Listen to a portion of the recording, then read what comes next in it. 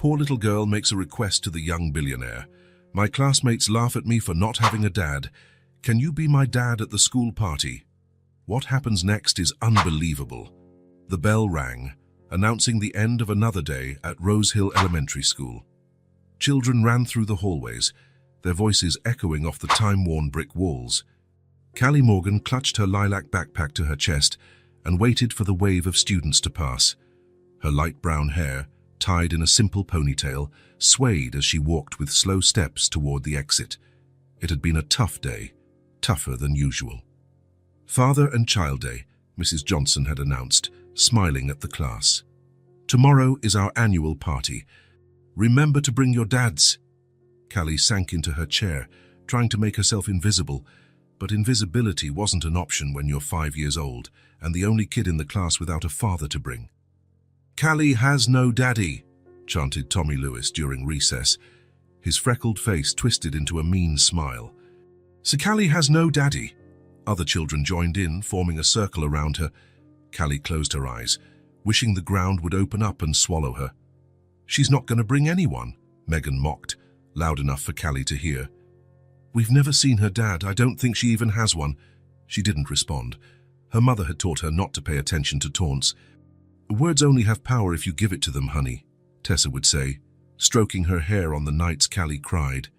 Now, walking down the hall, Callie felt the weight of her classmates' words. They were heavier than her backpack, heavier than all the books in the world. Mrs. Johnson had tried to help, of course. All families are different, she explained to the class. Some have 2 dads, some have 2 mums, some have just a mum or just a dad, some have grandparents. All of them are special. But well-intentioned words didn't silence the laughter, nor did they fill the empty space next to her mom at school meetings. Callie reached the main gate and stopped. Her mum was always a few minutes late. She worked as a cleaner in a big building downtown, and sometimes the bus was slow. Callie didn't mind waiting. The school monitor, Mrs. Davis, always stayed with her until her mum arrived. That's when she saw him. A tall man in a dark suit was standing next to a shiny black car. He wasn't like the other dads who drove dented cars or arrived on foot, tired after a day's work. This man looked important, like the executives in the magazines her mom flipped through at the doctor's office. He was looking at his phone, his face serious, focused. There was something about him, maybe the way he stood apart from the other adults, or how his shoulders seemed to carry an invisible weight, that made Callie think that, despite the nice suit and expensive car, he might understand what it felt like to be alone. An idea began to form in her mind. A crazy, absurd, desperate idea. Before she could think better of it, Callie let go of Mrs. Davis's hand and walked toward the stranger. Her small pink sneakers scuffed on the concrete as she approached, her hands sweating around the straps of her backpack. The man didn't notice her until she was just a few steps away. When he finally looked up from his phone, his gaze was distant, as if he were still reading messages in his mind. "Excuse me, sir," Callie said, her voice so small she could barely hear it herself. The man blinked, finally registering the little girl's presence. His eyes were a deep blue, like the sky after the rain has passed. "Yes," he replied, his voice deep but not threatening. Callie took a deep breath. It was now or never. "My classmates laugh at me for not having a dad." She swallowed hard, fighting back the tears that threatened to fall.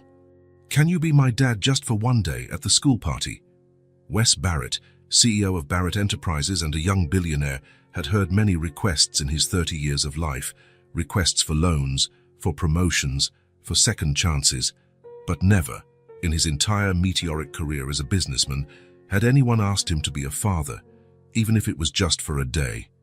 He looked at the little girl in front of him, small for her age, with big brown eyes that seemed to hold a universe of emotions. There was a quiet dignity about her, even with her chin trembling slightly as she waited for his answer. Wes began, but the words failed him. What was he even doing here? His driver had called to say the car needed an emergency repair, and he had decided to wait in front of some random school in a neighborhood far from the city center. He wanted to get away from the office for a few hours, away from the meetings, the spreadsheets, the decisions that affected hundreds of lives. And now this child was asking him for something he didn't know if he could give. I think you're confused, little one. I don't know you, or your mother. I can't just show up at a school party, he replied, more bluntly than he intended. Callie didn't back down. Instead, she lifted her chin in a brave attempt not to show her disappointment. At the party is tomorrow at 2 o'clock, she informed him, as if she hadn't heard his refusal. You just have to show up and say you're my dad. No one will know. A woman, probably the school monitor, was looking at them with growing concern. In a few seconds, she would come over to see what was happening. Callie, the woman called out. Come over here, sweetie. Your mom will be here soon. I have to go, and Callie said quickly. My name is Callie Morgan, room 1B, if you want to come. She hesitated, then added, please. Before Wes could answer, the girl ran back to the monitor, who cast a suspicious glance in his direction. He quickly turned his attention back to his phone, pretending to be busy until his driver arrived with the backup car. 15 minutes later, Wes was in the back seat of another black sedan, heading to the meeting he had postponed. But his mind wasn't on contracts or numbers. Instead, he saw brown eyes begging for something he had never considered giving anyone: his time. Wes had no family. His parents separated when he was just 3. His mother, a waitress who worked 2 jobs to support him, died of cancer when he was in his early 20s, leaving him alone in the world. With only a promising idea and unwavering determination, Wes turned a garage startup into a tech empire.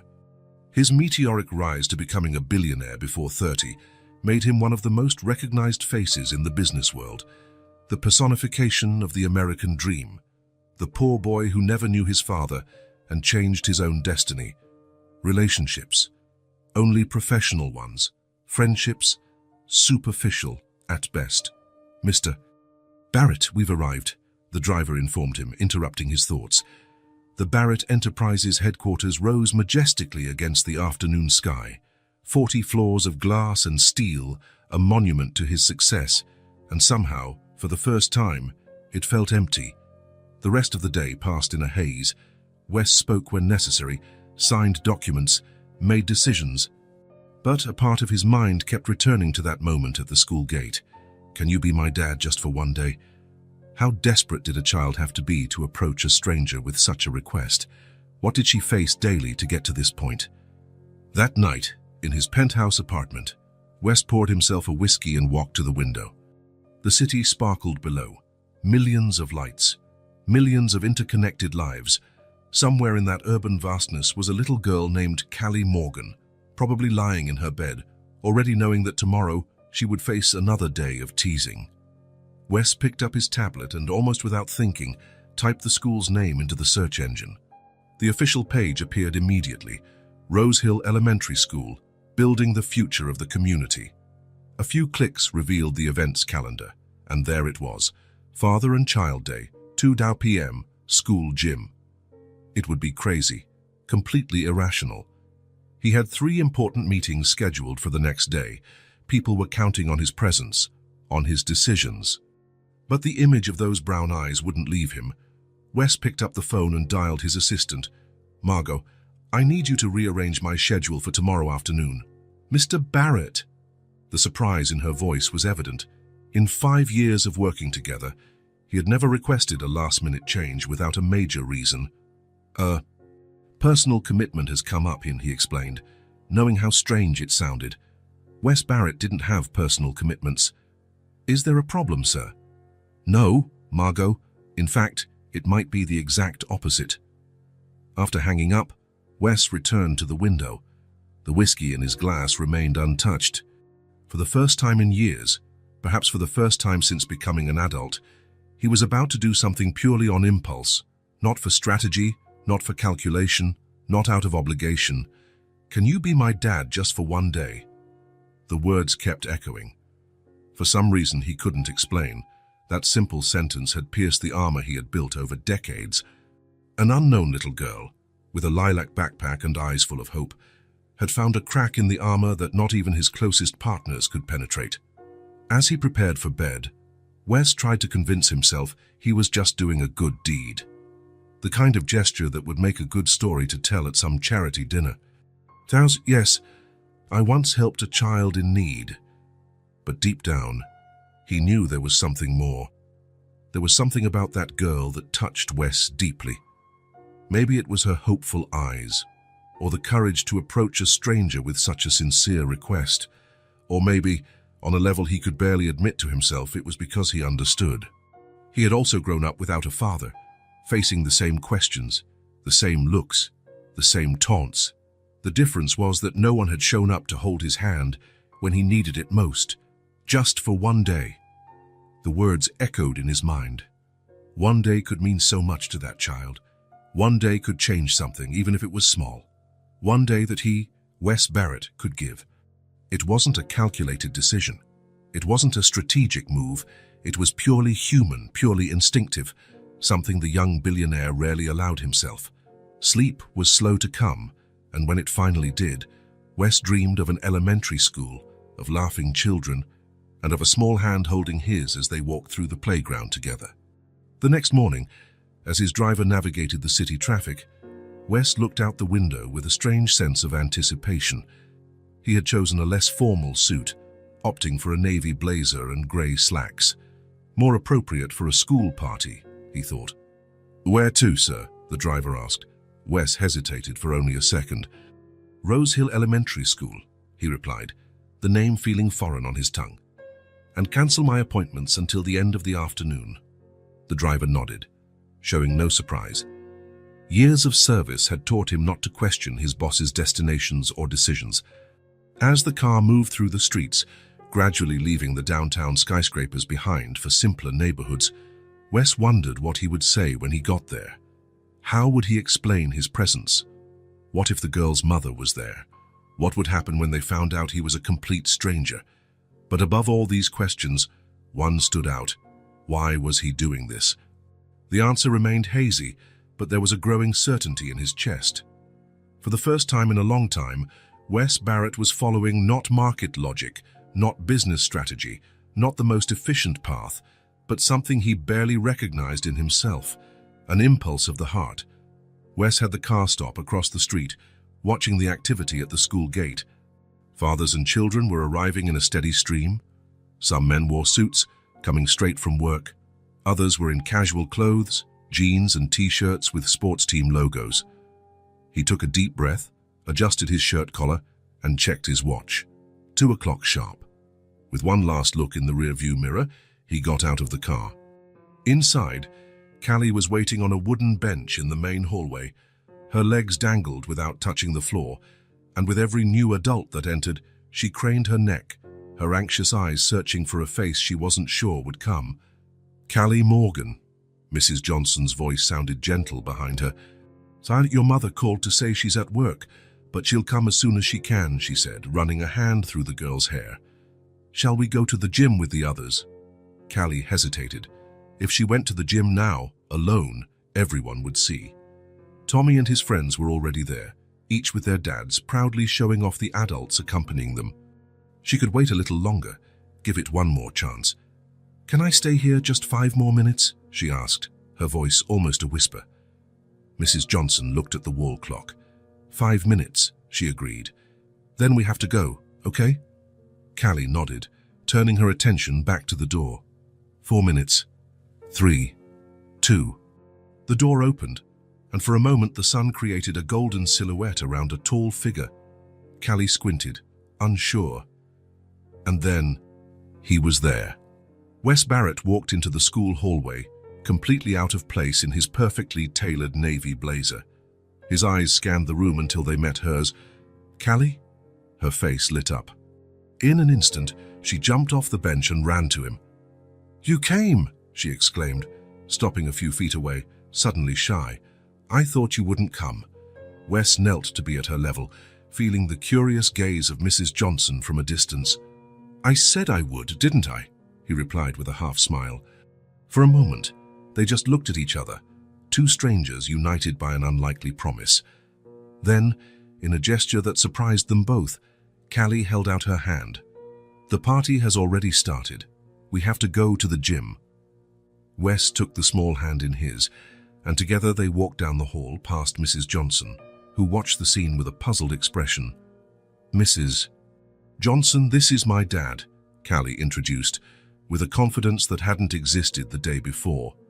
Wes extended his free hand. "Wes Barrett, a pleasure to meet you." "Jennifer Johnson," the teacher replied, shaking his hand. "I don't believe we've met at the parent meetings before. Unfortunately, my work commitments rarely align with school hours," Wes improvised. "But I'm glad I could be here today." Before the conversation could venture into dangerous territory, Callie pulled his hand. "Come on. I don't want to miss the sack race." The gym was decorated with colorful balloons and banners that read, "Happy Father and Child Day." Activity stations were scattered around the space, one for t-shirt painting, another for building with blocks, a makeshift track for the sack race, and an area with tables for snacks. When they entered, several heads turned. Callie walked with her head held high, her small hand firmly holding Wes's. She led him straight to the painting station. "We have to make matching shirts," she explained seriously. "It's a tradition." Wes watched the other fathers and children, all focused on painting white t-shirts with colorful paint. Some were drawing superheroes, others writing messages like "World's Best Dad." "What should we paint?" he asked, picking up a brush. Callie thought for a moment. "A star for you and a star for me," she decided, "because stars shine in the dark and are never alone in the sky." Something tightened in Wes's chest. How could a 5-year-old formulate such a profound thought? He nodded, unable to speak for a moment. They worked side by side, painting large golden stars on their shirts. Wes's was clumsy, with uneven points. Callie's was even more crooked, but she smiled with pride when she finished. "Now we're a star team," she declared. Wes laughed, surprising himself.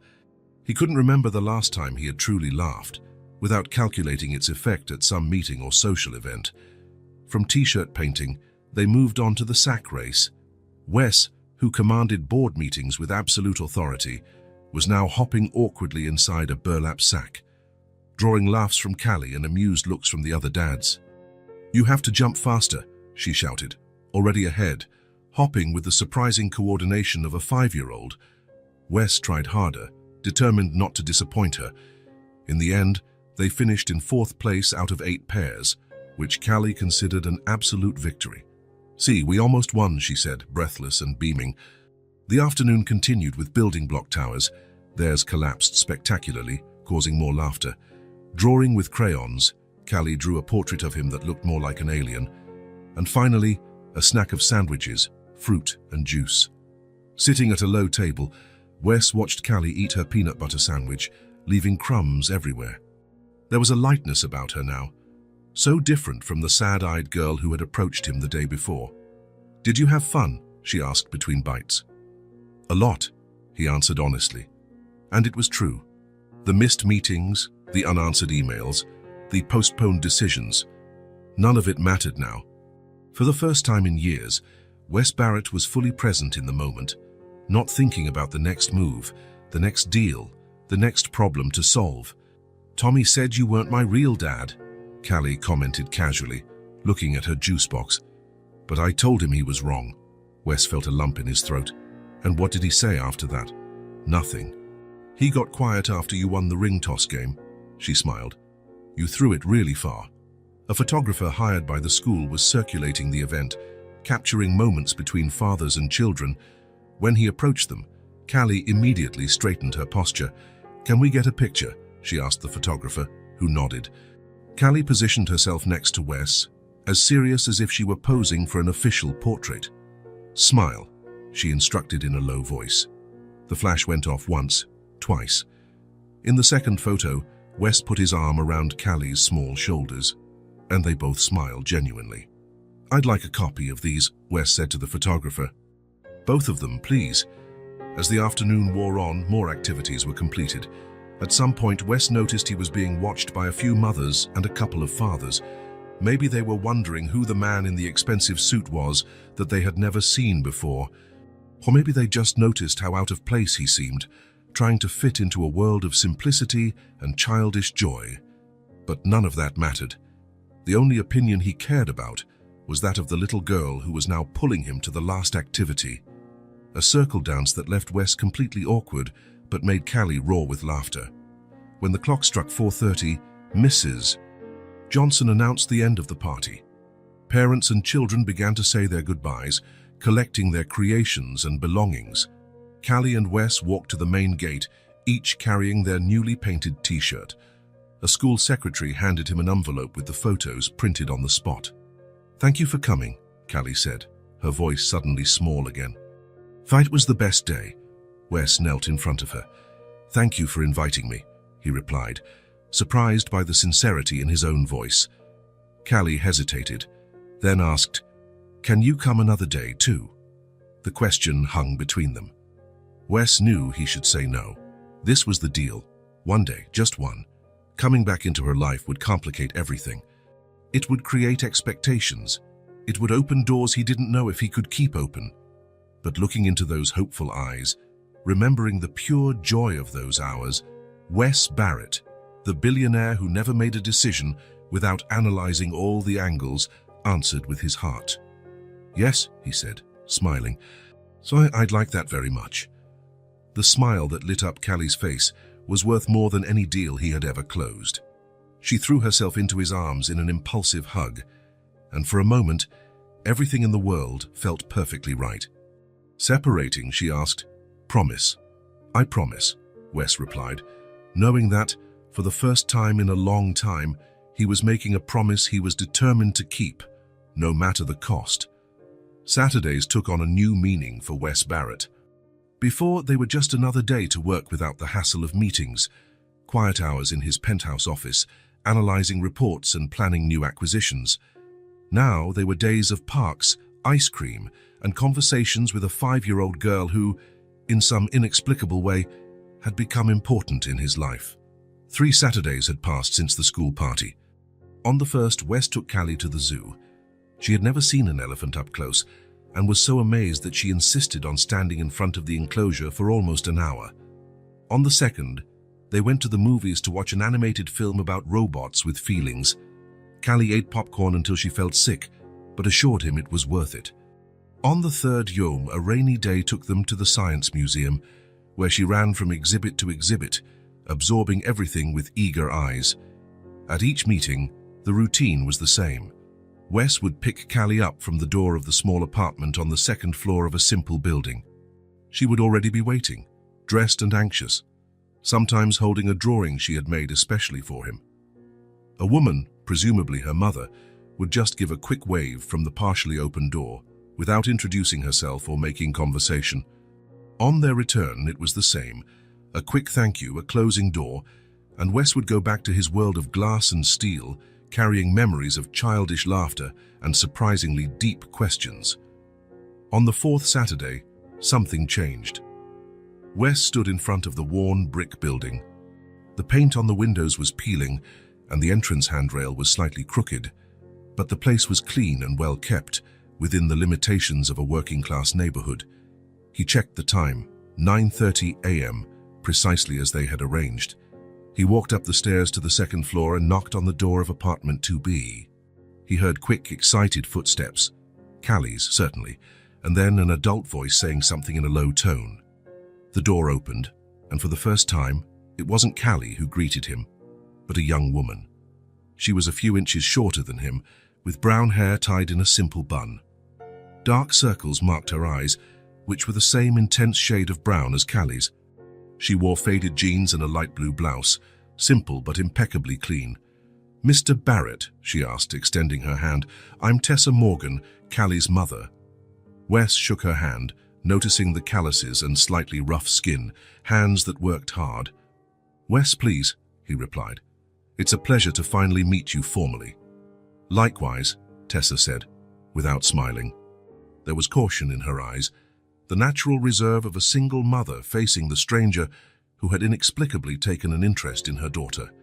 "Callie is just finishing getting ready. Would you like to come in for a moment?" The invitation took Wes by surprise. On previous Saturdays, he hadn't crossed the threshold. He nodded and stepped into the small apartment. The space was compact but organized with precision. A small living room with a second-hand sofa covered by a colorful blanket. A coffee table with a stack of children's books. On the wall, drawings made by Callie, framed with colored cardboard. The kitchen was visible through a counter, small with old appliances but spotlessly clean.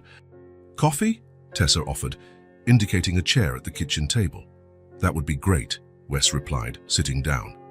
Tessa moved around the kitchen efficiently, like someone who knows every inch of the space. As the coffee maker worked, an uncomfortable silence hung between them. Callie has been talking a lot about you, Tessa finally said, breaking the silence. Apparently, you know all the names of the dinosaurs and why the sky is blue. Wes smiled. I had to look up the dinosaurs the night before, and the explanation about the sky was pretty simplified. Tessa placed a cup of coffee in front of him. There was no cream or sugar, and he didn't ask. Can I ask, she began, sitting across from him, why a man like you is spending his Saturdays with a 5-year-old girl? Most billionaires don't usually hang out at playgrounds or in ice cream lines. The question was direct, but the tone wasn't accusatory, just curious and perhaps slightly worried. Wes thought carefully before answering. The truth seemed like the only option.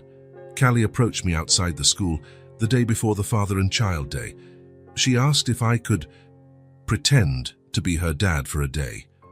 He watched Tessa's expression, looking for signs of shock or anger, but she just listened intently. I know it sounds strange, but something in that request, it moved me. I grew up without a father too. I know how hard it is. Tessa took a sip of her own coffee, her eyes never leaving his. So you showed up at the party, she concluded. Yes. The plan was just to go that one time, but when she asked if I could come back, Wes shrugged. I couldn't say no. Tessa nodded slowly, processing the information. Samaham. Callie's voice broke the moment as she ran into the kitchen, already dressed in jeans and a purple t-shirt with a unicorn on it. She stopped when she saw Wes. You already met my mum. Yes, we were just introducing ourselves, Wes replied, smiling at the girl. Are we going to the amusement park today? Callie asked, practically jumping with excitement. If your mother agrees, Wes replied, looking at Tessa. Tessa watched her daughter, noticing the sparkle in her eyes, the excitement that had been missing for so long. Then she looked at Wes, evaluating him. Be back by 5, she said finally. And not too much sugar. She gets impossible. Mom, Callie protested, but her smile was radiant. After they left the apartment, Tessa watched from the window as Wes helped Callie into the car, making sure her seatbelt was properly fastened. There was care in his gestures, a genuine attention that was hard to fake. Tessa wasn't naive. She knew she should be suspicious. Rich men don't just walk into the lives of poor families for no reason. But she also saw the change in her daughter, the renewed confidence, the pride when she talked about her friend Wes. The nightmares had lessened, and she no longer cried before going to school. The apartment fell silent after they left. Tessa returned to the pile of clothes to be ironed, her second job doing sewing and ironing work to supplement her salary as a cleaner. Her hands were calloused and her back constantly ached, but she never complained. There was no time or space for weakness in her life. As she worked, she thought about Wes Barrett. She had Googled him after the first Saturday, when Callie came home talking non-stop about her new friend. Young, self-made billionaire, private, no scandals, no wife, no children. What did he want with a 5-year-old girl from a poor neighborhood? But the answer he had given, about growing up without a father, about being touched by Callie's request. It seemed sincere. At 5 o'clock sharp, Wes's car pulled up in front of the building again. Tessa watched from the window as he walked Callie to the door, carrying a small teddy bear that had likely come from the amusement park. Callie was talking non-stop, gesturing excitedly, and Wes was listening with genuine attention, nodding and laughing at the right moments. When they knocked on the door, Tessa opened it, and Callie immediately launched into recounting her adventures. Mom, we went on the roller coaster. Well, the little one, because Wes said the big one isn't for my age yet, but it was amazing anyway. And I won this bear at the ring toss, but Wes helped a little bit. Tessa smiled at her daughter, stroking her hair. Go put your things away, sweetie. I need to talk to Mr. Barrett for a minute. Callie looked between them, hesitant but obeyed, taking her new bear to her room. In the hallway, Tessa faced Wes directly. She's happy, she said simply. Happier than I've seen her in a long time. Wes nodded. She's an extraordinary kid. She is, Tessa agreed. Then, after a pause, Next Saturday, maybe you'd like to have dinner with us after your outing. Nothing fancy, just spaghetti and sauce. But Callie would like that. The invitation hung between them, heavy with meaning. It wasn't just a dinner. It was an opening, a reluctant attempt to let this stranger a little further into their lives. "I'd be honored," Wes replied, realizing he meant it. Tessa nodded, not smiling, but her eyes had softened. 7 o'clock. Then, as Wes walked down the stairs, he felt a strange lightness. Behind him, in a simple second-floor apartment, a tired mother was hugging an excited little girl, listening to stories about a perfect day. Two lives that were now somehow intertwined with his. Monday dawned grey, with heavy clouds promising rain. Wes arrived at the Barrett Enterprises headquarters earlier than usual. He liked the silence of the building before the flood of executives, analysts and assistants invaded the halls with the buzz of business and ambition.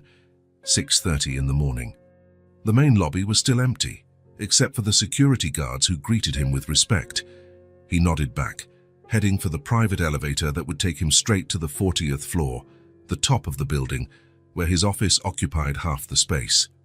The meeting with the Japanese investors was scheduled for 9, and he wanted to review the numbers one last time. The acquisition of the solar technology network was important, not just for the immediate profit, but for the direction it would give the company in the coming years. The elevator rose smoothly. Wes adjusted his tie, thinking about how he would explain the change in strategy to the board. Some of the more conservative members wouldn't look kindly on investing in sustainable energy. To them, Barrett Enterprises should stick to the financial and real estate sectors, where profits were predictable. But Wes had other plans. Maybe it was the time spent with Callie, listening to her innocent concerns about polar bears and forests, or maybe it was just a clearer vision of the future. Either way, he was determined to direct at least 30% of the company's investments into green technologies over the next 5 years. The elevator stopped on the 35th floor. The doors opened, revealing a partially lit hallway. Strange. This floor housed the legal department, and rarely did anyone arrive before 8. Wes hesitated, about to press the button to continue up, when he noticed movement at the end of the hall. A figure in a grey uniform was pushing a cleaning cart, the janitorial staff, probably. On impulse, he held the elevator door and stepped out. He would walk through the 35th floor and take the regular elevator later. A surprise inspection always kept everyone on their toes. The hallway smelled of cleaning solution, a subtle citrus scent. The marble floor gleamed under the lights that turned on automatically with his movement. As he walked, he could hear the soft hum of a vacuum cleaner in one of the meeting rooms. Reaching the open door, Wes stopped. With her back to him, a woman was meticulously vacuuming under the long conference table. Her brown hair was covered by a hairnet, and she moved with the efficiency of someone who knows her job well. There was something familiar about her. The way she moved, the posture of her shoulders. As if sensing his presence, the woman turned off the vacuum and turned around. Her eyes widened in recognition and shock. His probably mirrored the same expression. "Tessa?" She remained motionless for a moment, then straightened her shoulders. "Mr. Barrett." The silence that followed was thick, filled with unasked questions. Wes tried to process the information. Tessa, Callie's mother, working as a cleaner in his building. For how long? How had he never noticed her before? "You work here," he said finally. A statement, not a question. "For 3 years," Tessa replied, her voice calm but tense. "The night shift, from 4 to 10, the outsourced cleaning company placed me in this building." Wes nodded slowly, absorbing the information. That's why she always looked tired. She worked from the early morning, probably slept a few hours during the day while Callie was at school, and then took care of her daughter in the afternoon and evening, and she still did extra sewing and ironing jobs, as she had casually mentioned during dinner the previous Saturday. "I didn't know," he said. "There was no way you could know," Tessa replied, turning the vacuum back on. "We have orders to finish before the executives arrive." Wes stood there, not sure what to say or do. The dynamic between them had changed drastically. He was no longer just the rich man who had happened to enter her daughter's life. Now he was her employer, indirectly, but an employer nonetheless. I need to finish the floor by 7, Tessa said, her voice professional. Can I help you with something, Mr. Barrett? The formality stung more than Wes expected. No, I was just walking through, he replied, feeling out of place. Carry on with your work. He left the room, heading to the elevator with quick steps. As he rode up to his floor, a strange feeling washed over him, part guilt, part anger at himself. How had he never noticed the people who kept his empire running? How many others like Tessa worked in the shadows, invisible to him, and everyone who occupied the luxurious offices? The day passed in a blur. Wes conducted the meeting with the Japanese investors on autopilot, his body present, but his mind repeatedly returning to the image of Tessa cleaning the floor he walked on every day. At 10 in the morning, when he should have been in the board meeting, Wes went down to the basement, where the maintenance and cleaning department was located. The supervisor, a middle-aged man named Harris, became visibly nervous seeing the CEO show up unannounced. Mr. Barrett, is there a problem with the cleaning on your floor? No, Harris. Everything is impeccable, as always, Wes replied. Actually, I want some information about an employee, Tessa Morgan. Harris frowned, pulling out a tablet. Morgan? Yes, he outsourced from CleanPro, has been with us for 3 years and 2 months. Is there a problem with her? On the contrary, I want to know about her working conditions. For the next 20 minutes, Wes heard about the hours, wages and benefits, or lack thereof, of the outsourced employees. He found out that Tessa earned just slightly above minimum wage, with no proper health insurance, no paid vacation, no security or prospect of advancement. She's never complained, Harris added, as if that were the highest praise. Always punctual, always efficient. Wes left the department with a new resolve.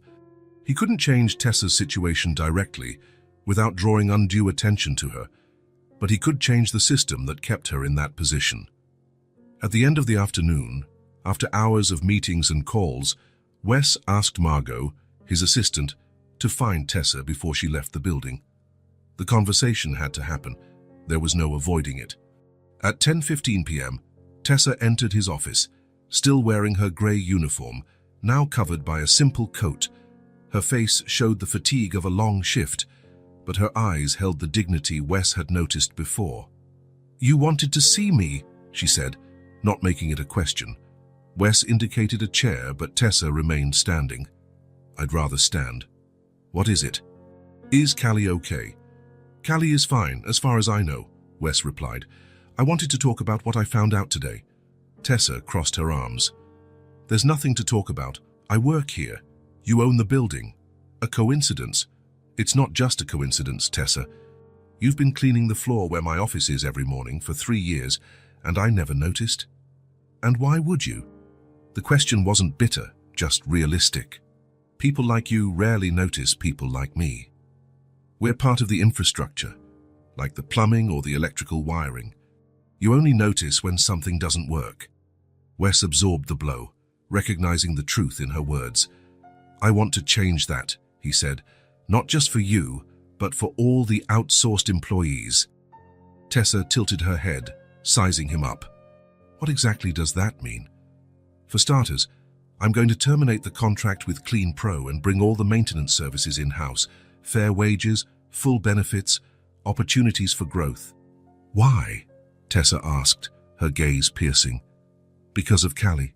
Because you know me now." Wes hesitated. "Partly," he admitted. Knowing you and Callie made me see something I should have noticed before, but it's not just that. It's the right thing to do." Tessa uncrossed her arms, her posture relaxing slightly. "I don't need pity. I just want my daughter to have opportunities," she said firmly, her eyes fixed on his. "Hard work doesn't bother me. It never has.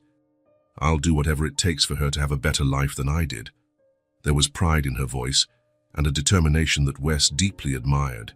This was not a woman asking for help or favors. This was a warrior protecting her daughter's future. "It's not pity," he assured her. "It's respect."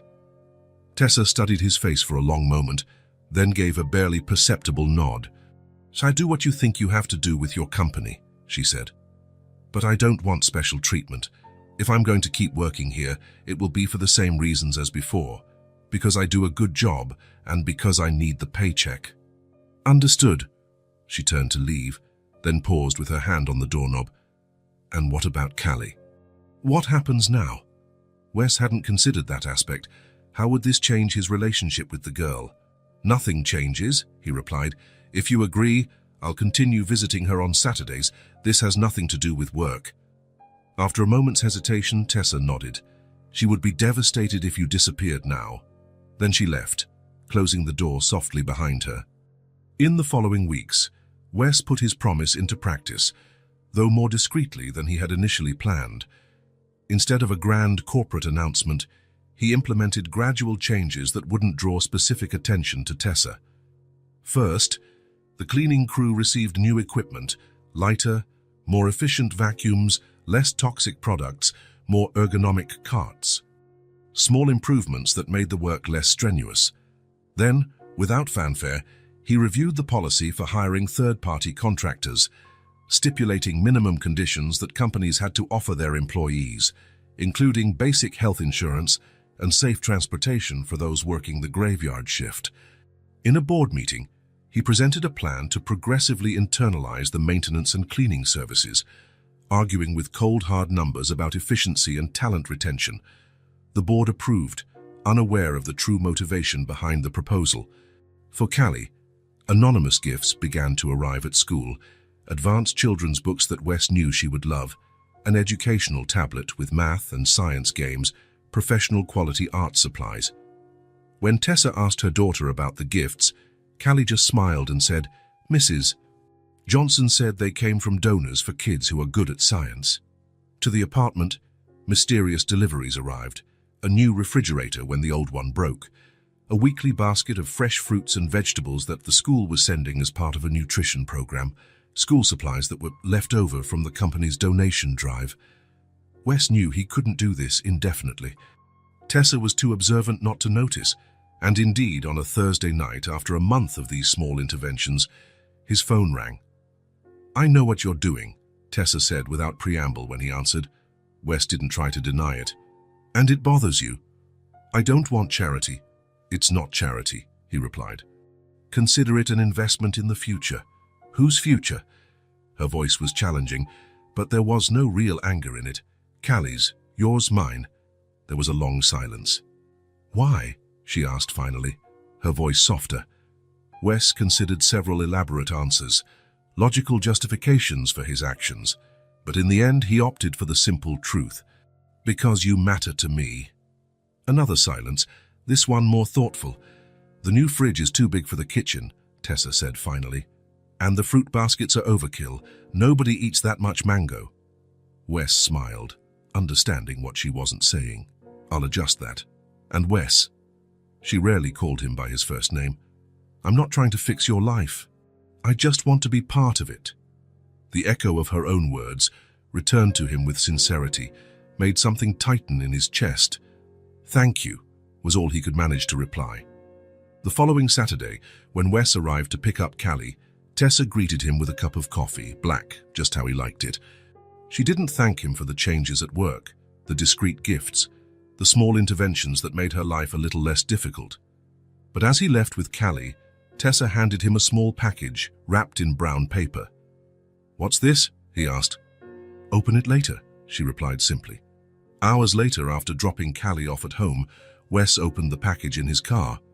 It was a drawing framed with colored cardboard, clearly made by Callie's small hand. On the paper were two stick figures, a small one wearing purple, Callie, and a tall one wearing blue, him, holding hands in a park with green trees and a slide. At the top, in irregular colored letters, was written, "Me and my friend Wes." There was no card, no additional message. It wasn't necessary. In the silent language they were developing, the gift said everything that needed to be said. Tessa was no longer stopping him from being a part of their lives, and, for the first time in a long time, Wes Barrett felt like he belonged somewhere. Rain fell gently over the city as Wes parked in front of Tessa and Callie's building on a Wednesday night. It wasn't Saturday, his usual visiting day, but Callie had a school presentation about the solar system, and she had insisted he be there. "It's important," she had said over the phone, with the seriousness only a 5-year-old can have when talking about something that truly matters. I'm going to be Jupiter. I have a speech and everything. How could he say no to that? Wes grabbed his umbrella and walked to the entrance. Over the last 3 months, the routine had gradually expanded. It started with Saturdays, then occasional dinners, then some Sundays. Now, he was present for special moments like this, a dedicated spectator in Callie's developing life. Tessa opened the door before he even knocked, as if she had been waiting by the window. "She's been ready for an hour," she said with a small smile. "The most anxious planet in the galaxy." Wes stepped inside, taking in the familiar scent of cinnamon and vanilla that always hung in the apartment. Tessa baked when she was nervous, and it seemed today had been a day for many cookies. "Wes," Callie appeared, running from her room, already dressed in an impressive homemade Jupiter costume. An orange t-shirt decorated with the great red spot and other planetary details, a skirt that seemed to have layers representing the atmospheric bands, and a headband with small moons made of styrofoam balls. She hugged his legs tightly, and he bent down to return the hug properly. "Wow, Jupiter in person, I'm honored," he said, admiring the costume. "Did you make this?" he asked Tessa. "We made it together," she replied. "Callie drew the design. I just executed it." "It's amazing," he praised sincerely. "Ready to shine on stage?" Callie nodded enthusiastically. "I memorized all my lines. Want to hear?" "Absolutely." As Callie recited facts about the largest planet in the solar system, "I have 67 known moons, and a storm on me can last for hundreds of years." Wes noticed Tessa's gaze. There was something different about it today, a softness that went beyond gratitude or initial tolerance. "Okay, we have to go," Tessa announced, gently interrupting the planetary monologue. "Mrs. Johnson asked us to get there 15 minutes early." On the short drive to the school, Callie continued practicing her lines in the back seat, while Wes drove and Tessa checked that all the costume details were perfect. They worked well as a team, Wes realized, each naturally finding their role in this strange unit they had formed. Rose Hill Elementary was lit up and full of anxious parents when they arrived. The auditorium had been decorated with planets hanging from the ceiling and stars on the walls. Teachers rushed around, organizing excited children in their colorful costumes. "I have to go backstage," Callie announced with importance. "You guys sit together, okay, in the front so I can see you." "Of course, sweetie," Tessa promised. "We'll be right where you can see us." Callie hesitated for a moment, then looked at Wes with huge eyes. "You're going to stay until the end, right?" "Wouldn't miss it for the world," he assured her. She smiled, satisfied, and then shot out a phrase that changed everything. "Thanks, Dad. See you after the show." And she ran off to join the other children, completely oblivious to the impact of her words. Wes stood paralyzed. Dad. She had called him Dad. It wasn't forced, it wasn't rehearsed, it came out naturally, as if it were the most normal thing in the world. He looked at Tessa, who seemed equally surprised. "She's never—" Wes began. "No," Tessa confirmed softly. "That's the first time."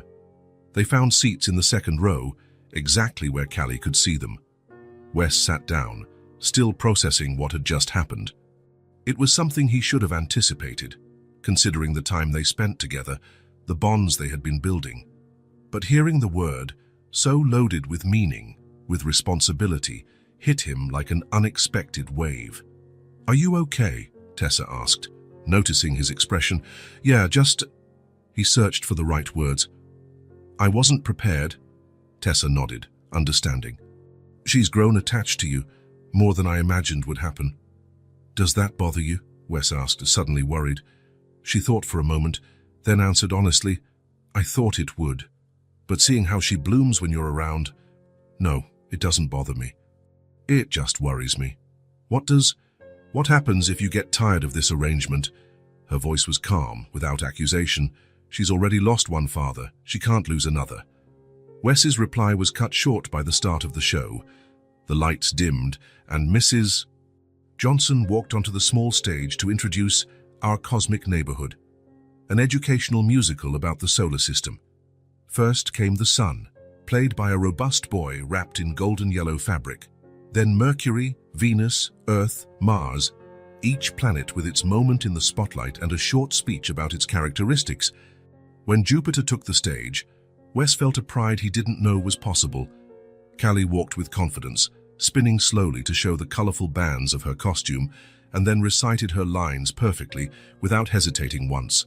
When she finished, she looked directly at where Wes and Tessa were sitting and smiled, a smile as radiant as the sun who had just sung the opening number. In the applause that followed, Wes realized he was smiling so much his cheeks hurt. Beside him, Tessa clapped enthusiastically, a mother's pride evident in every line of her face. The presentation continued, moving through Saturn, Uranus, Neptune, and finally, the dwarf planet Pluto, who received extra applause for his emotional line about still being part of the family, even if I'm different. The finale was a grand cosmic dance, with all the planets revolving around the sun, while singing about the harmony of the universe. When the lights came up, Callie ran to them, still beaming with post-performance adrenaline. "Did you see? I said everything right, and I wasn't even nervous." "You were incredible," Wes said, genuinely impressed. "The best Jupiter of all time." "Of all the solar systems," Tessa added, hugging her daughter. Callie looked at them both, her eyes shining. "Can we get ice cream to celebrate?" Tessa glanced at Wes. It was already late for a 5-year-old, but special occasions deserved exceptions. "Just today," she agreed, "but a small one." The ice cream shop near the school was almost closing, but the owner, used to the post-school event rush, welcomed them with a tired smile. Callie chose a strawberry ice cream with chocolate topping and ate it as if it were the best thing in the world, recounting every moment of her performance over and over. Back at the apartment, it was already past bedtime. Callie yawned as she climbed the stairs, the energy from the show finally dissipating. "Can I have a story before bed?" she asked as Tessa helped her change from her Jupiter costume into pajamas with star prints. "Of course. Which one do you want tonight?" Tessa asked. Callie looked at Wes, who was standing in the doorway of the small bedroom. "I want Dad to tell it." There it was again, that word. This time, however, it was direct, intentional. Not a casual slip, but a choice. Tessa and Wes exchanged a look, a silent conversation passing between them. "If he wants to," Tessa replied finally. Wes sat on the edge of the bed as Callie snuggled under the covers. "What story would you like to hear?" "One about Jupiter," she decided. "But with a princess." Improvising, Wes told the story of a princess who lived on one of Jupiter's moons, watching the planet's great storms and dreaming of one day visiting it. The princess built a special ship and, after many adventures, managed to navigate through the gas rings, discovering that the Great Red Spot was actually a portal to a magical world. Callie fell asleep before the end, her face relaxed, a small smile on her lips. Wes tucked the blanket around her and, on impulse, lightly kissed her forehead. "Good night, little Jupiter," he whispered. In the living room, Tessa had made tea. 2 steaming cups were waiting on the coffee table. It was late, and they both knew they should say goodbye, but something in the atmosphere, the emotion of the evening, the word "Dad" still echoing between them, called for a conversation. Wes sat on the sofa, accepting the cup Tessa offered. "You're a good storyteller," she commented, sitting in the armchair opposite him. "Do you have practice?" He smiled. "None. But I've improvised a lot in business meetings. It's not that different." They sipped their tea in a comfortable silence for a few moments. "About what Callie said," Wes began finally. "You don't have to be her father," Tessa interrupted gently. "I understand if this is too much." Wes considered the statement, searching for the honest answer within himself. "It's not that it's too much," he said slowly. "It's that I'm afraid of not being enough." Tessa tilted her head, an invitation for him to continue. "I never had a role model," he explained. "My father left when I was very young. I don't know how to be that. Nobody knows at the beginning," Tessa replied. "Believe me, I didn't know how to be a mother either. I still don't know half the time. But you're amazing with her." "Because I don't have a choice," Tessa said, placing her cup on the table. "When you're the only person a child has in the world, you just find a way." Wes absorbed her words, recognizing the truth in them. "I got pregnant young," Tessa continued, her voice low, looking at her own hands. "Her father left me as soon as he found out. He wanted nothing to do with it. I managed with what I had." Wes watched how she spoke without self-pity, just stating facts. This woman's strength never ceased to amaze him. "Didn't your family help?" he asked. "What family?" She smiled humorlessly. "I grew up in foster care. I aged out of the system at 18, trying to build my life. I met Callie's father 6 months later. He was charming, said all the right things. When I found out I was pregnant, he showed who he really was." Wes felt a wave of anger toward this unknown man, this ghost who had abandoned two such extraordinary people. "I thought about not having the baby," Tessa admitted, her voice even lower. "For a moment, I thought I couldn't do it. But then, I decided I would be different from the adults in my life. I wouldn't abandon someone who depended on me." The silence that followed was thick with respect. Wes realized he was witnessing a rare vulnerability. Tessa Morgan was not someone who shared her story easily. "Thank you for telling me," he said finally. She shrugged. "You have a right to know, considering you're becoming a part of her life." "Of your lives," Wes corrected softly. Tessa nodded, accepting the correction. "And you?" she asked. "How did a boy without a father become Wes Barrett, the billionaire?" Wes smiled at the characterization. "Determination. Luck. A few key people who believed in me at the right time. More than that," Tessa insisted. He sighed, realizing she deserved the same honesty she had offered. "Anger, probably," he admitted. "I wanted to prove something to the world. To my father, wherever he was. To my mother, who worked herself sick. To myself." "And did you prove it?" "I built all of this," he said, making a vague gesture that encompassed his success. "But you know what's strange? Before I met Callie, before you, I never stopped to appreciate it. I was always chasing the next deal, the next acquisition, as if what I already had wasn't enough. And now I realize how empty my life was," he replied honestly. "I had everything and nothing at the same time." Tessa nodded, understanding perfectly. There was no need for more words. They both knew that emptiness, though they had arrived at it from completely different paths. "You don't have to decide anything tonight," she said, referring to the title Callie had given him. "About being or not being, what she wants you to be." "I already am," Wes replied with simplicity. "It's not something I decide. It's something that happened." The fear was still there, the fear of not knowing how, of not being good enough, of eventually disappointing Callie. But along with it was something stronger, the determination to try, to be present, to learn. "Just promise me one thing," Tessa asked, her eyes meeting his. "If at any point you realize you can't continue, tell me first." "Not her. We'll find a way to explain it, to soften it."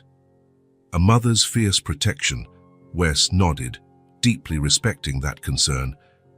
"I promise." They sat there, sharing the silence of the night, each absorbing the other's story, building an understanding where there had only been assumptions.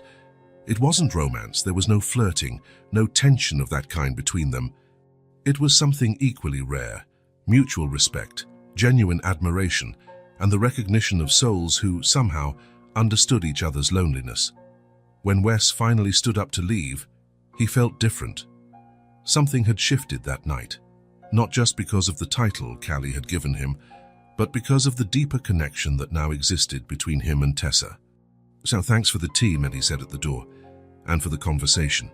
"Thank you for making my daughter happy," she replied simply. It wasn't an ordinary good night. It was an acknowledgement of the bond that now united them, not a romantic bond, but something equally profound, a family being formed, not by blood or obligation, but by choice and circumstance. As he drove home, Wes thought about the word that had changed everything, mustad. So simple, so complex, a title he hadn't sought, but which he now carried with a mixture of fear and pride. He didn't know how to be a father, but for Callie, for that brilliant child who looked at him as if he were capable of anything, he would learn. Autumn arrived in the city, painting the trees red and gold. 6 months had passed since a 5-year-old girl had approached a stranger outside her school. 6 months that had completely transformed Wes Barrett's life. Sitting in his penthouse office at the Barrett Enterprises building, Wes contemplated the city through the floor-to-ceiling windows. He had just cancelled his Saturday appointment with Callie, the third in a row. Tessa's voice on the phone had been neutral, even understanding, but he had caught the underlying concern. "She's asking about you," Tessa had said. "She wants to know when you're coming back." "It's temporary," he had assured her. "Just until we resolve this crisis." "Of course," Tessa had replied. "Do what you need to do." Now, staring at the pile of documents on his desk, audit reports, suspicious contracts, compromising emails, Wes felt the weight of corporate responsibilities like never before. The discovery had started as a small irregularity in the numbers, a subsidiary in Asia reporting higher than expected profits. Upon investigation, his CFO had found an elaborate scheme of bribes and inflated contracts. The more they dug, the uglier the situation seemed. Mr. Barrett, Margot, his assistant, appeared at the door. "The board is gathered in the conference room." Wes nodded, organizing the papers. "I'm on my way." As he walked down the hall, his mind drifted to Callie.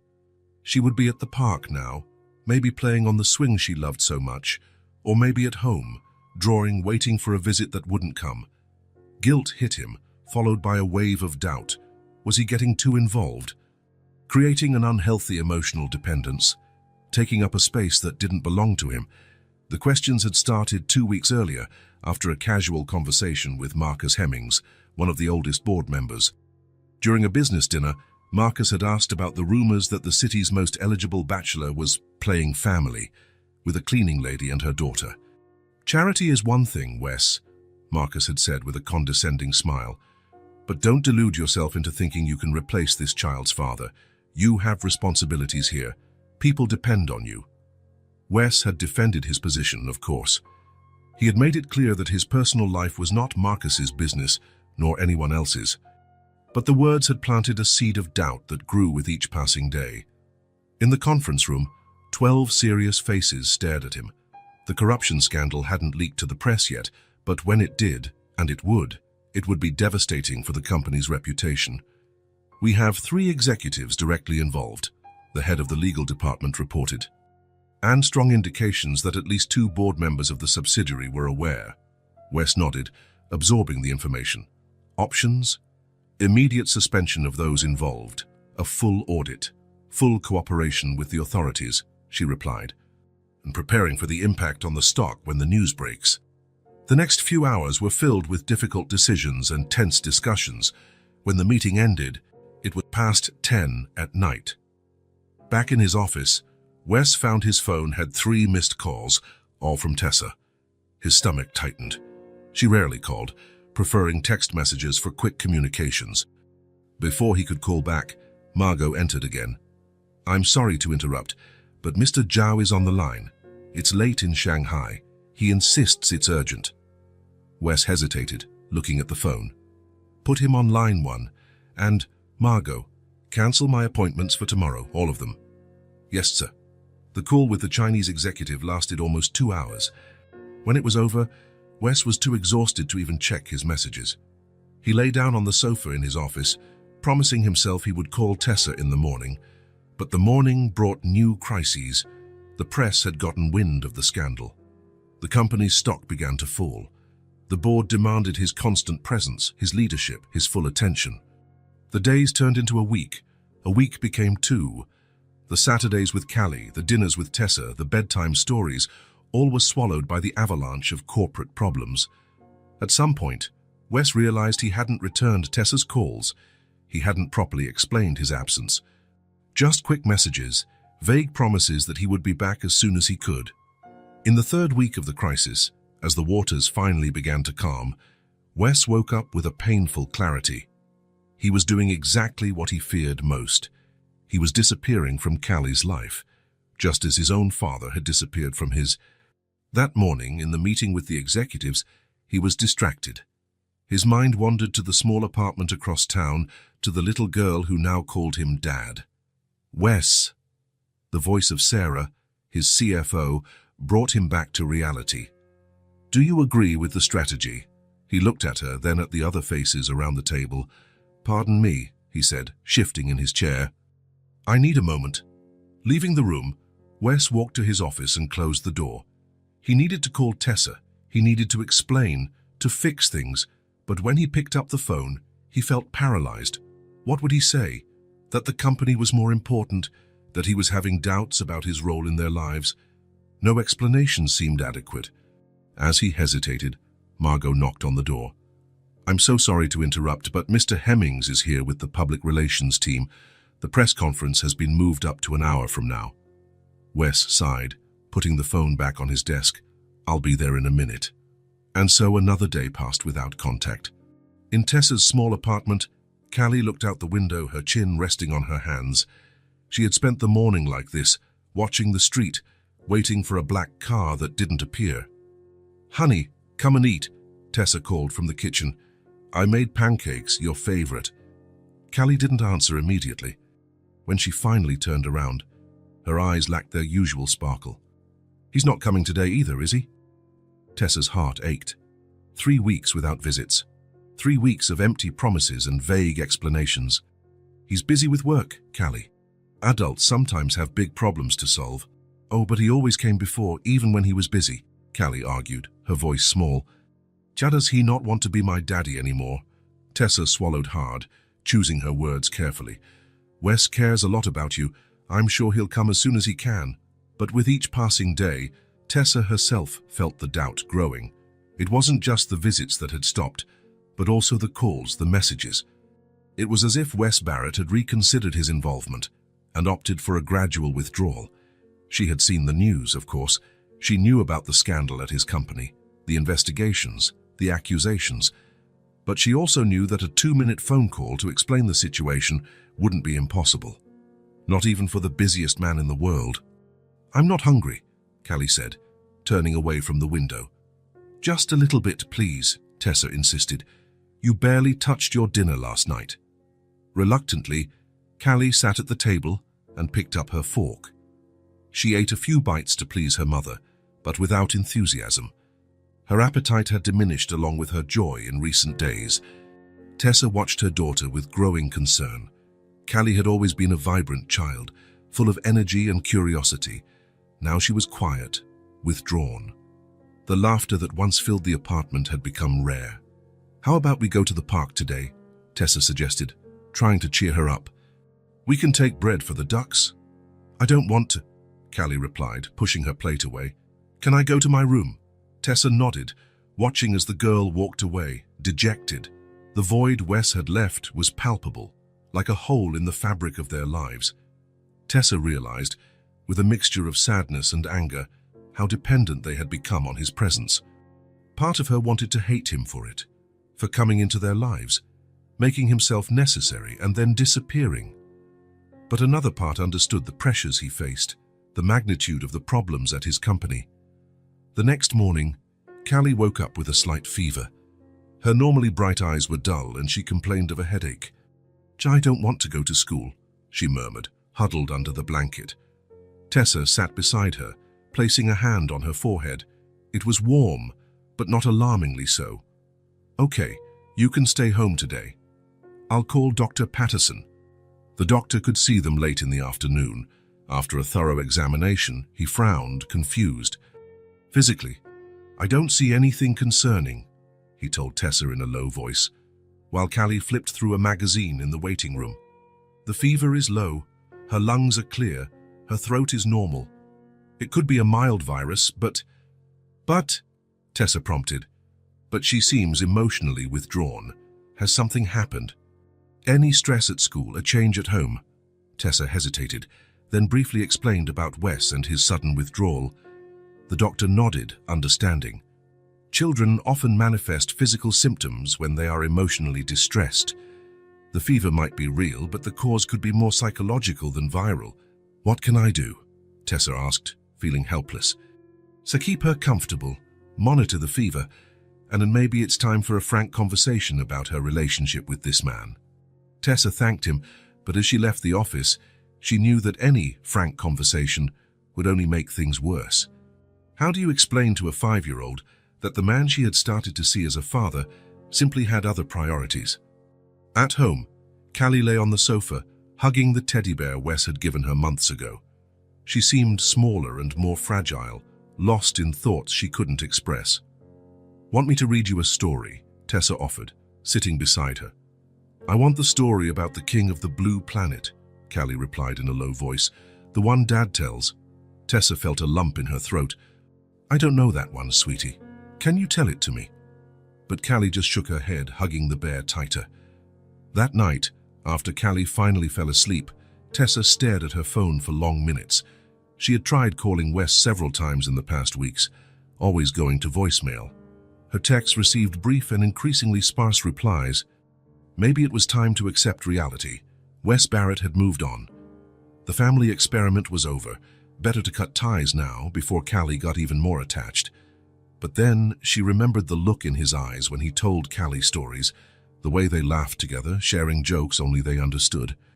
The drawing the girl had made, proudly hanging on the wall, "Me and my friend Wes."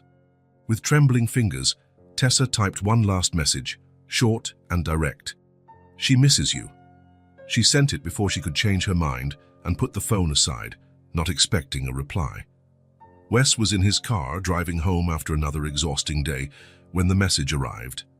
3 simple words that hit him with the force of a freight train. "She misses you." He pulled over to the side of the road, staring at the phone screen. The guilt he had been trying to ignore exploded in his chest. What was he doing? How could he let corporate pressures push him away from the 2 people who mattered most in his life? Without a second thought, he changed direction. The car clock read 10:37 p.m. when he parked in front of the familiar building. Too late for a visit, but he couldn't wait until morning. He took the stairs 2 at a time and knocked lightly on the door. A few moments later, Tessa opened it, surprise written on her tired face. "Wes." "Sorry about the time," he said, his voice hoarse. "I need to see her." Tessa hesitated for only a second, then opened the door wider. "She's asleep, but—" She gestured down the hall. "You can come in." The apartment was quiet and partially dark, only a small lamp lit in the living room. Wes immediately noticed the dark circles under Tessa's eyes, the tension in her shoulders. "How is she?" he asked, keeping his voice low. "Sick," Tessa replied simply. "Physically, nothing serious. Emotionally." She left the sentence unfinished, but her look said it all. Wes felt the weight of his absence like never before. "Tyler, can I see her?" Tessa nodded, leading him to the small bedroom. Callie was asleep, her face flushed from the low fever, her hair spread across the pillow. She was hugging the teddy bear tightly, as if afraid it too might disappear. Wes sat carefully on the edge of the bed, watching her breathe. How could he have stayed away? How could he have let anything, even a corporate crisis, separate him from this child who had become so important in his life? As if sensing his presence, Callie's eyes slowly opened. For a moment, she seemed confused, as if she couldn't believe what she was seeing. Then recognition and joy lit up her feverish face. "Daddy?" she whispered, her voice small and hoarse. "You came back." Wes felt unexpected tears burn his eyes. "I'm back," he confirmed, taking her small, warm hand. "I'm sorry it took so long." Callie squeezed his fingers with surprising strength. "I missed you so much," she murmured, her eyes already heavy with sleep again. "I missed you too," Wes replied, emotion making it hard to speak. "I'm never going to disappear from your life again."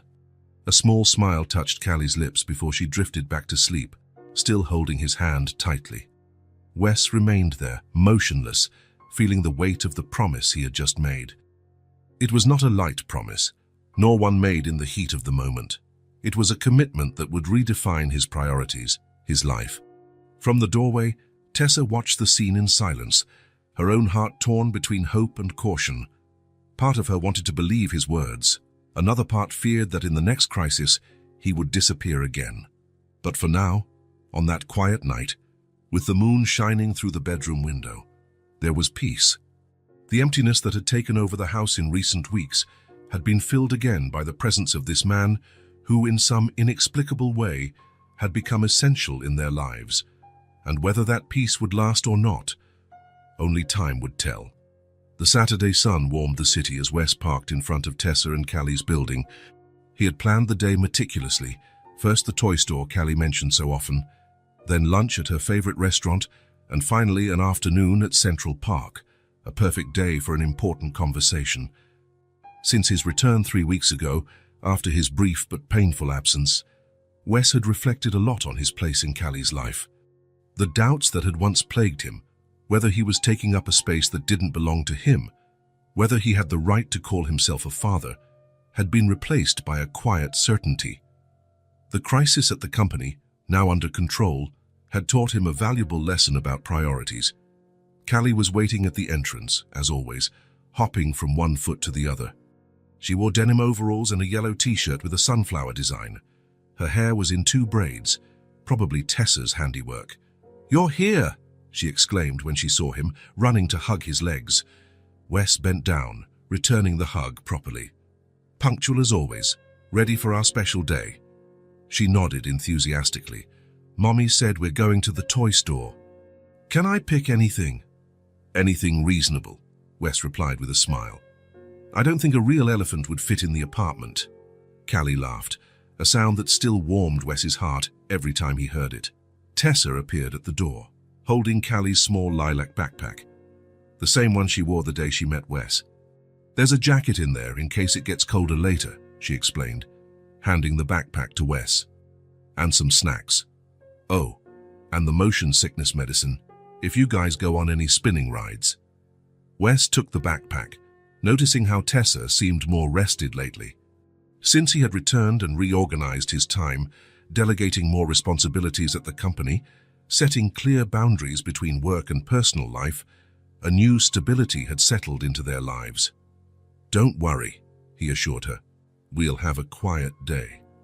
Something passed between them, a silent understanding, a restored trust. Tessa smiled slightly and waved to Callie. "Have fun, sweetie, and don't ask for anything outrageously expensive." "Okay, Mommy." In the car, Callie chatted excitedly about school, about the new book she was reading, more looking at the pictures than actually reading, and about the science project she was planning. Wes listened attentively, asking questions at the right moments, admiring how her mind worked, always curious, always making surprising connections. The Wonder World Toys store occupied 2 floors of a building in the shopping district. As soon as they entered, Callie's eyes widened at the explosion of colors, sounds, and possibilities. "Where do we start?" Wes asked, watching her take in the environment. Callie looked around, considering her options. "I want to see the stuffed animals first," she finally decided. They walked to the stuffed animal section, where shelves upon shelves displayed animals of all types and sizes. There were giant bears almost as tall as Callie, giraffes with flexible necks, lions with realistic manes, and even fantastical creatures like unicorns and dragons. Callie walked slowly through the section, touching each animal carefully, as if evaluating not only its appearance but also its personality. Wes followed her patiently, amazed at the seriousness with which she approached the choice. After nearly 20 minutes of careful deliberation, Callie stopped in front of a more discreet shelf. There, among more elaborate and flashy stuffed animals, was a simple brown teddy bear. It wasn't the biggest, nor the most colorful, nor the most sophisticated. It was just an ordinary brown bear, with bright black eyes and a small red bow around its neck. "This one," she said, taking it from the shelf. "I want this one." Wes looked at the bear, then at the multitude of more impressive options around them. "Are you sure you can choose anyone you want?" Callie nodded, hugging the little bear. "He looks lonely." "And he's warm." Something about the simplicity of that choice and the explanation touched Wes deeply. Callie wasn't looking for the most expensive or the flashiest. She had seen something in the little brown bear that others would have overlooked, a quality that spoke directly to her heart. "Then he's perfect," Wes agreed. At the checkout, as he was paying, the clerk offered to gift wrap it, but Callie refused. "He needs to breathe," she explained seriously, making Wes smile. Lunch was at the Colorful Corner, a children's restaurant where the tables were small, colorful wooden houses, and the food came on animal-shaped plates. Callie carefully placed the little bear in the chair next to her, occasionally talking to him and offering him a bit of her milkshake. "What are you going to name him?" Wes asked, watching the interaction. Callie considered the question seriously. "I think Brownie," she decided. "Just because he's brown like a brownie, and brownies are warm and delicious." "Excellent choice," Wes approved. "Brownie is lucky to have found you." After lunch, they headed to Central Park. The day was perfect. Not too hot, not too cold, with a light breeze rustling the leaves on the trees. Families were spread out on the lawns, children ran and laughed, couples walked hand in hand along the winding paths. Wes and Callie, with Brownie held firmly against her chest, walked to the playground. For almost an hour, Wes pushed her on the swing, held her as she crossed the rope bridge, and applauded when she came down the slide with her arms raised in triumph. When she finally tired of the more energetic games, Callie asked for ice cream. They sat on a wooden bench near the lake, licking chocolate and vanilla cones, watching the ducks swim peacefully in the water. The moment was perfect. The sun was beginning its descent toward the horizon, painting the sky with shades of orange and pink. The shadows stretched across the lawn, and a quiet peace hung over the park. Wes looked at Callie, her mouth stained with chocolate ice cream, her eyes bright as she watched the ducks, Brownie carefully positioned on her lap so he could also see the lake. In that instant, he felt absolute clarity about what he needed to say. "Callie," he began, his voice soft. Can I talk to you about something important?" She tore her gaze away from the ducks, turning her full attention to him. "Okay." Wes took a deep breath, searching for the right words a 5-year-old could understand, but that would carry the full weight of his commitment. "You know, I never thought about being a dad," he said finally. "I never imagined I would have a child in my life. I was busy with work, with other things." Callie watched him intently, licking her ice cream more slowly now. "But then I met you," Wes continued, "and being with you changed everything. You made me realize what's really important. You're a part of me now, you understand." She tilted her head slightly, processing his words. "Like when we eat a cookie and it stays inside us?" she asked, trying to grasp the concept. Wes smiled. "A little like that, yes. But not just in the stomach, here too." He pointed to his own heart. Callie's ice cream began to melt, dripping down her fingers, but she barely noticed, focused on the conversation. "I want you to know," Wes continued, gently holding her gaze, "that I will be your dad for as long as you want me to be, not just on weekends or special days, always." Something in Callie's eyes shone with understanding. Without warning, she dropped the rest of her ice cream into the trash can next to the bench and threw herself into a hug, almost knocking Brownie over in the process. The little bear was squeezed between them, a silent witness to that moment. "I want you to be my dad forever," she whispered against his chest. "Forever and ever and ever." Wes hugged her back, feeling an emotion he couldn't name fill his chest. It wasn't just love, it was belonging, purpose, a deep certainty of being exactly where he was supposed to be. After a long moment, Callie pulled away slightly, picking up Brownie. "Brownie wants you to be his dad too," she declared with seriousness. Wes laughed softly, accepting the little bear she offered him. "It would be an honor to be a dad to you both." With the sun beginning to set, they left the bench and walked across the lawn, stopping occasionally for Callie to admire a flower or an interesting rock. They found a quiet spot under a large tree where they sat in the grass. "Can I take a picture of us?" Wes asked, pulling out his phone. Callie nodded enthusiastically, positioning herself next to him and holding up Brownie so he would be in the photo too. 1, 2, 3, smile. Wes captured the moment, the three of them together, with the sunset creating a golden glow in the background. Looking at the image, he felt a deep satisfaction. With a few taps on the screen, he added a caption to the photo. "Father and daughter by heart." He showed it to Callie, who smiled when she saw the words, even though she couldn't quite read them all yet. "What does it say?" she asked. "Father and daughter by heart," Wes read. "Because sometimes families aren't just made when people are born together. Sometimes they're made when hearts find each other." Callie considered this for a moment, then nodded, as if it made perfect sense to her. She rested her head on his shoulder, hugging Brownie to her chest. Wes put his arm around her, feeling the small, warm head against his side, the light, trusting weight of her body. The moment was perfect in its simplicity. They didn't need any more words. A few yards away, partially hidden by an oak tree, Tessa watched the scene. She had left work early and decided to stop by the park, not to spy, but to witness. Something told her today would be an important day. Silent tears streamed down her face as she watched Wes and Callie together under the tree. The little girl nestled against him, as if it were her natural place. But they were not tears of sadness or jealousy. They were tears of relief, of gratitude, of a peace that only a mother could understand upon seeing her child loved and protected. For years, she had carried the weight of motherhood alone. She had wondered if Callie would always feel the absence of a father, if there would always be a void in her life that Tessa couldn't fill, no matter how hard she tried. And then, through the most unlikely of encounters, a stranger had entered their lives.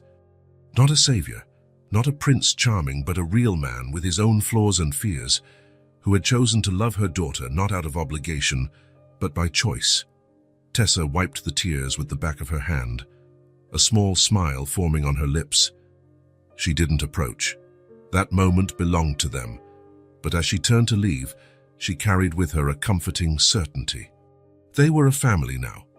Unconventional, not defined by blood or certificates, but a true family, united by choice, by love, and by a little brown bear named Brownie.